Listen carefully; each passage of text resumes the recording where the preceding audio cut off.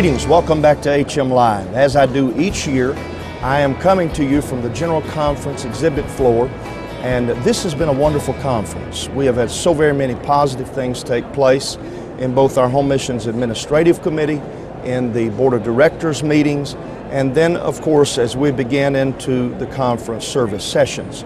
Wednesday night, I suppose we had the largest crowd that we've had this week, as there was a drama celebrating the miracles of healing and what God does. Thursday, there were these business sessions, and of course that's what was supposed to come to conference for, but really this year I think it became secondary to the fact that Thursday night our General Superintendent David Bernard and the entire team did a masterful job in service. I told Brother Bernard that he had done so much to advance the cause of home missions and had truly made an impact. And I'm very, very grateful for his leadership and his interest in the church planters of the United Pentecostal Church. I know that many of you were unable to be at General Conference. When the opportunity presents itself, please do look in on the message that Brother Bernard preached. For every preacher, it should be something that you take a look at and spend some time with. Of course, in our service Friday night, again, great touch of God. And I'm not as interested in the specific momentary outcome as I am the long-term result of what happens 8 years, 10 years, 15 years from now. It's the planting of the seed of an oak. It's not grass seed that we're planting when we begin challenging people to plant churches and to become home missionaries. We had so many wonderful components, beginning with one of our local licensed preachers, Ashley Stewart, leading us to a celebration of every local church, including yours. Aren't you glad that you have a local church in your town? Aren't you glad that somebody planted that local church? Of course, our choir was made up of people from home missions churches and daughter churches all across South Texas. It was amazing and interesting to see that a number of pastors and pastors' wives were part of the mass choir at the General Conference service in Houston, Texas, 2010. That is hands-on participation in the service. That's a wonderful, wonderful thing.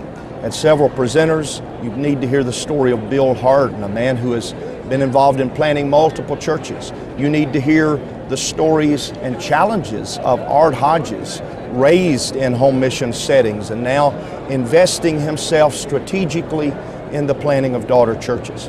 And then I just have got to tell you, there were some video components from home missionaries, like from Galveston and from the Kansas City area and Ohio, that I'm going to tell you, they bring it on home that we can do this thing.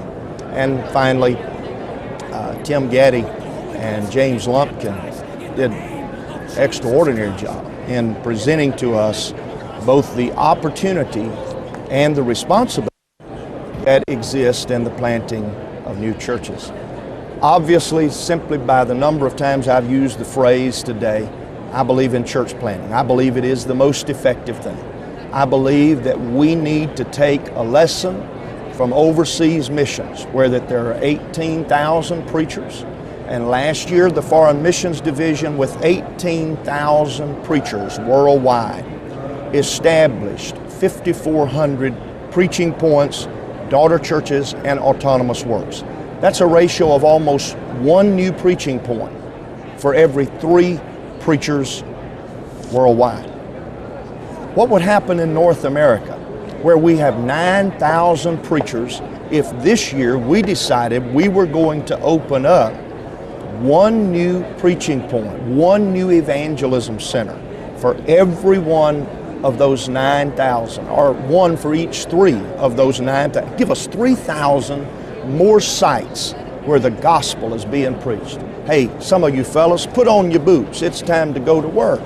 This is the time, this is the moment, the vision, the opportunity to sow the seeds, to get into the field. Let's make an impact for God. From the General Conference of the United Pentecostal Church, I am honored to participate with the home missionaries of this fellowship. And I will tell you again this week, even though I don't have the opportunity to see most of our home missionaries because they're back home in bivocational work settings, I'll tell you again, the greatest things happening in North America are still happening in home missions.